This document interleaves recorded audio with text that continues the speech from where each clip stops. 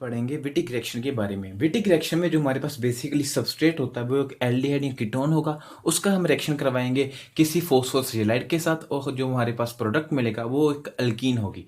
अब इस रिएक्शन को समझने से पहले आपको फॉस्फोरस हैलाइड का पता होना चाहिए। जो हमारे ऑर्गेनिक केमिस्ट्री में बेसिकली हैलाइड होता है वो एक नॉन मेटल की बॉन्डिंग किसी कार्बन के साथ होती है। नॉन मेटल में होता है प्लस चार्ज, कार्बन पे होगा नेगेटिव चार्ज।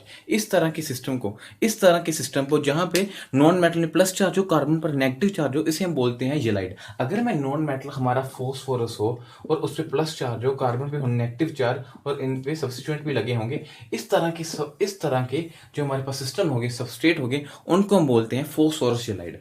अब पहले हम देखते हैं कि हम फॉस्फोरस येलाइड को कैसे जनरेट कर सकते हैं किसी भी रिएक्शन में।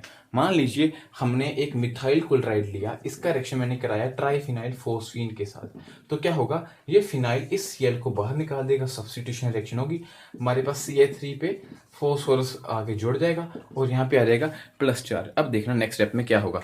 नेक्स्ट स्टेप में फोस्फोरस के पास प्लस चार्ज आ गया है तो क्या होगा, ये as a strong electron withdrawing group work करेगा। क्यों ये इलेक्ट्रॉन विड्रॉइंग ग्रुप वर्क करेगा? बिकॉज हमारे नॉन मैटर पे अब पॉजिटिव चार्ज आ गया, इसलिए ये अपने तरफ इलेक्ट्रॉन नेगेटिव विड्रॉ करेगा। अब नेक्स्ट स्टेप में क्या होगा, सिंस इसके पास अब एक स्ट्रॉन्ग इलेक्ट्रॉन विड्रॉइंग ग्रुप लगा हुआ है, तो नेक्स्ट स्टेप में हमारे पास कोई भी अगर बेस आएगा तो वो बेस इस प्रोटॉन को एक्सट्रैक्ट कर लेगा और यहाँ पे कार्बो अनायन बन जाएगा,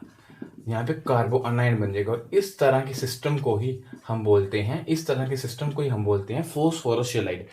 ऐसे हम किसी भी फॉस्फोरस हैलाइड को रिएक्शन में जनरेट करा सकते हैं। किसी भी अल्काइल हैलाइड का रिएक्शन आप ट्राइफिनाइल फोस्फीन से करा दीजिए, देन हम कोई बेस यूज करेंगे, तो बेस क्या करेगा, प्रोटॉन को एब्स्ट्रैक्ट करेगा, हमारे पास कार्बन आयन बन जाएगा, और जो हमारे पास ये हैलाइड बनेगा, ये इसके वैकेंट डी ऑर्बिटल में इलेक्ट्रॉन डेंसिटी फेंकेगा और हमारे पास एक Ci2 हम इस तरह से भी इसकी रेजोनेटिंग स्ट्रक्चर शो कर सकते हैं। अगर आपको रिएक्शन में पहले से ही हैलाइड बना के दे दिया तो फिर इजीली रिएक्शन आप करवा लोगे, नहीं तो पहले आपको एक स्टेप और करवाना पड़ेगा। अब देखते हैं इस रिएक्शन का मैकेनिज्म ये रिएक्शन कैसे प्रोसीड होगी। मान लीजिए हमने कीटोन लिया, कीटोन का रिएक्शन मैंने करवाया एक फॉस्फोरस हैलाइड के साथ, तो क्या होगा, सिंस ये कार्बन पे है पार्शियल पॉजिटिव चार्ज, इस पे है पार्शियल नेगेटिव चार्ज, तो आप पॉजिटिव नेगेटिव टर्मिनल्स को आपस में जोड़ दीजिए, तो जब भी एडिशन रिएक्शन होती है हमें पता पाई बॉन्ड ब्रेक करेगी, ऑक्सीजन पे आएगा नेगेटिव चार्ज, इस कार्बन के साथ क्या जुड़ेगा, अब CH2, और यहाँ पे फॉस्फोरस पहले का था। अब क्या होगा, ये ऑक्सीजन इस फॉस्फोरस के साथ बॉन्ड बनाएगा, हमारे पास एक 4 मेंबर रिंग बनेगी, और यहाँ पे 2R ग्रुप ऐसे ही लगे होंगे। सिंस अब 4 मेंबर रिंग काफी स्ट्रेन होगी रिंग में, इसलिए स्ट्रेन को रिलीज करने के लिए ये रिंग कुछ इस प्रकार से टूटेगी कि यहाँ पे फॉस्फोरस डबल बॉन्ड ऑक्सीजन बनेगा और कार्बन डबल बॉन्ड कार्बन बनेगा, और हमारे पास एक अल्कीन की फॉर्मेशन होगी। अब ध्यान से देखना, ये बॉन्ड ऐसे ही क्यों ब्रेक हुई, बिकॉज जो हमारे पास फॉस्फोरस डबल बॉन्ड ऑक्सीजन है ये थर्मोडायनेमिकली काफी स्टेबल है, इसलिए phosphorus double bond oxygen is the driving force of this reaction. अब इस रिएक्शन की आपको मैं बताता हूँ शॉर्ट ट्रिक। जब भी आपको विटिक रिएक्शन करवाना हो, आपको पता है हमारे पास अल्कीन बनेगी। मान लीजिए मैंने इस तरह से हैलाइड लिया, मैंने अपना, और इसका रिएक्शन हमने करवा दिया कीटोन के साथ, मैंने इस तरह से लिख दिया। आपको कुछ नहीं करना, P डबल बॉन्ड ऑक्सीजन बन जाएगी, PA3 ऐसे ही आ जाएगा, और कार्बन डबल बॉन्ड कार्बन की फॉर्मेशन कर दीजिए, बस। ये इस रिएक्शन की शॉर्ट ट्रिक की अल्कीन की फॉर्मेशन होनी है। इन दोनों कार्बन और इस कार्बन पे डबल बॉन्ड बन जाएगी और हमारे पास क्या होगा, एक अल्कीन की फॉर्मेशन होगी। अब आपको कोई पूछे कि विटिक रिएक्शन जो फॉस्फोरस हैलाइड है ये किस तरह का रिएजेंट है, ये एक ओम-प्रोलॉन्ग रिएजेंट है। ध्यान से सुनना, ये एक ओम-प्रोलॉन्ग रिएजेंट, अगर स्पेलिंग गलत हो तो देख लेना। ओम-प्रोलॉन्ग रिएजेंट कहने का मतलब क्या हुआ कि हमारे पास स्टार्टिंग में था CH3Cl, अब ये कार्बन का इलेक्ट्रॉन डेफिशिएंट है, मैंने इसको जब फॉस्फोरस हैलाइड बनाया तो हमारे पास क्या हुआ, हमारे पास कार्बन पे आ गया नेगेटिव चार्ज। जब भी पोलैरिटी रिवर्सल हो जाए, मतलब मेरे पास जो इलेक्ट्रोफिलिक कार्बन था जब वो न्यूक्लियोफिलिक बन जाए, इसे हम बोलते हैं रिवर्सल इन पोलैरिटी, और हम इसे कह सकते हैं ओम प्रोलॉन्ग इन रिवर्सिबिलिटी, इससे बोलते हैं ओम प्रोलॉन्ग प्रिंसिपल। ये बात अब याद रखना। अब आपको मैं कुछ और इंपॉर्टेंट चीजें बताता हूँ। पहले हम एक रिएक्शन करवा के देखते हैं। मान लीजिए हमने कीटोन का रिएक्शन करवाया एक हैलाइड के साथ, एक येलाइड के साथ, तो क्या होगा हमारे पास, सिंपल आपको अल्कीन बना देनी है, यहाँ पे CH2 आ जाएगा और कुछ नहीं करना।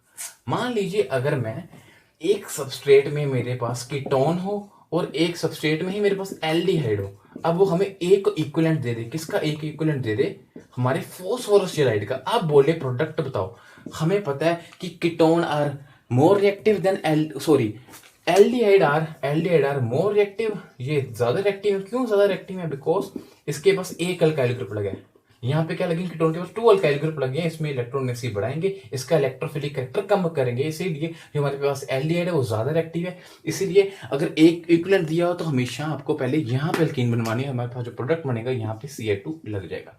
ये थी इसकी रिएक्टिविटी के बारे में, कौन ज्यादा रिएक्टिव होगा। अब ध्यान से देखना, अब नेक्स्ट हेडिंग डाल लो, stereochemistry of Wittig reaction. Stereochemistry of Wittig reaction, इससे ही प्रॉब्लम आएगी एग्जाम में, स्टीरियोकेमिस्ट्री ऑफ विटिक रिएक्शन में ही प्रॉब्लम आएगी। मान लीजिए अगर हमारे पास कुछ इस तरह का सबस्ट्रेट है PHCl2, उसके बाद मैंने Cl लगा दिया और मैंने इसका रिएक्शन कराया PPH3 के साथ, तो हमारे पास पहले क्या बनेगा, Cl यहाँ से बाहर निकलेगा, इस तरह से एक रिएजेंट बन जाएगा। ध्यान से देखना, नेक्स्ट स्टेप में अगर मैं बेस से इसका प्रोटॉन एक्सट्रैक्ट करूंगा तो हमारे पास क्या होगा, यहाँ पे कार्बोनाइन बनेगा। सिंस अब ये कार्बोनाइन बेंजीन रिंग के साथ भी कंजुगेशन में है, या मान लीजिए मैंने पीएच की जगह कोई भी इलेक्ट्रॉन विड्रॉइंग ग्रुप लगा दूं, मैं कोई भी इलेक्ट्रॉन विड्रॉइंग ग्रुप लगा दूं पीएच की जगह, जो इस कार्बोनाइन को स्टेबलाइज कर दे, इस नेगेटिव चार्ज को डिस्पर्स कर दे, उसे हम बोलेंगे हमारे पास स्टेबल जेलाइड बना है। हमारे पास स्टेबल जेलाइड, हमारे पास जो कार्बोनाइन होगा वो काफी स्टेबल हो जाएगा। जब भी आपके पास कार्बोनाइन स्टेबल हो रहा हो या हमारे पास स्टेबल फॉस्फोरस जेलाइड बनेगी, तब हमारे पास जो प्रोडक्ट में अल्कीन बनेगी वो एक ई अल्कीन बनेगी। ई अल्कीन को हम कह सकते हैं एक ट्रांस अल्कीन बनेगी, ट्रांस अल्कीन बनेगी।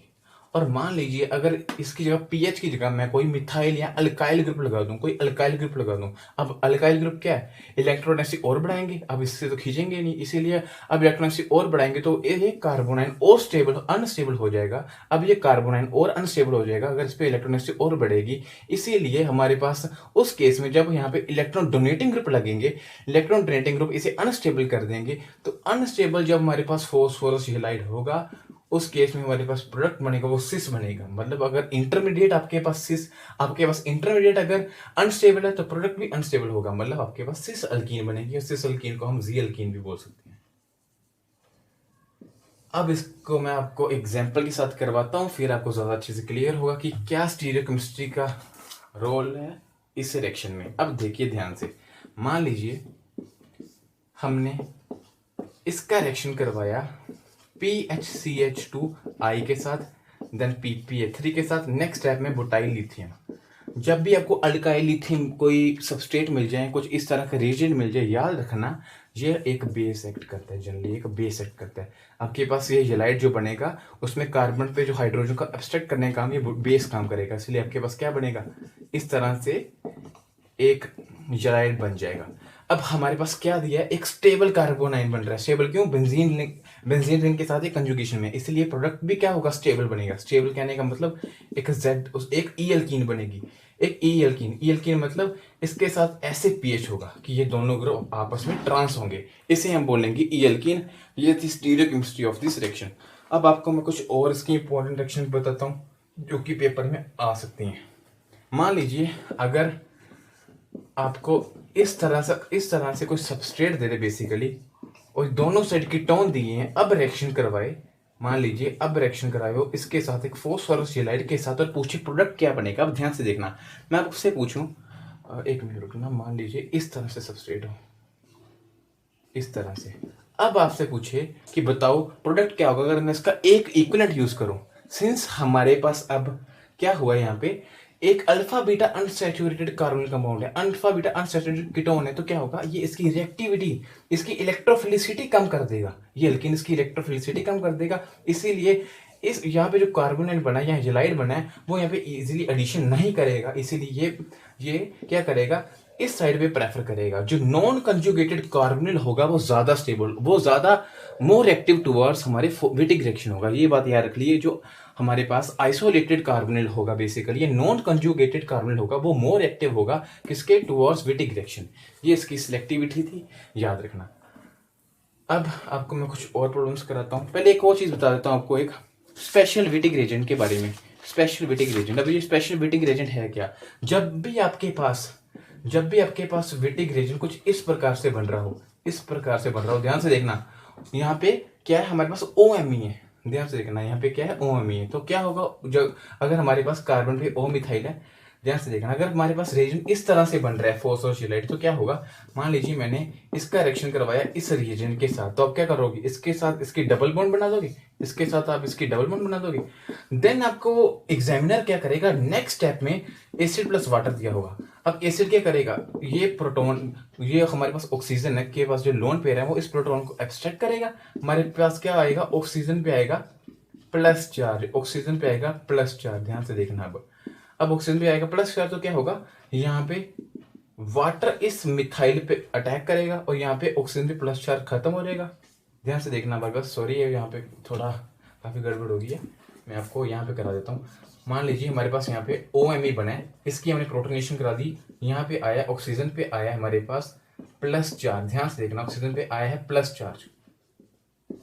देन नेक्स्ट स्टेप में क्या होगा, हमारे पास जो वाटर है इस मिथाइल पे अटैक करेगा, यहाँ पे OH बॉन्ड फिर से बन जाएगी, यहाँ पे क्या होगा, हमारे पास OH लग जाएगा, यहाँ पे बेसिकली यहाँ से MeOH बाहर आ जाएगा, हमारे पास क्या होगा, यहाँ पे OH आ जाएगा, यहाँ पे H आ जाएगा। सिंस अब ये इनोल फॉर्म है, इनोल किसमें कन्वर्ट होगी, कीटोन फॉर्म में, कीटोन फॉर्म में। तो हमारे पास क्या होगा, एक कार्बोनिल फिर से जनरेट हो जाएगा, मतलब हमारे पास अब अल्कीन नहीं प्रोडक्ट बन रहा, अब हमारे पास अल्कीन प्रोडक्ट नहीं बन रहा। जब भी इस तरह का रिएजेंट, जब भी आपके पास OR ग्रुप होगा, जब भी आपके जिलाइड में OR ग्रुप होगा, कार्बन पे OR ग्रुप लगा होगा, वो क्या करेगा, बाद में फिर रिएक्शन के फाइनल स्टेप में आपको एक कार्बोनिल जनरेट करके दे देगा। ये एक स्टेप, एक कार्बन एक्सटेंशन होगी बेसिकली। विटिक रिएक्शन में हम एक स्टेप एक्सटेंशन वाला कार्बन भी जनरेट करा सकते हैं, बस शर्त है हमें ये जिलाइड यूज करना पड़ेगा।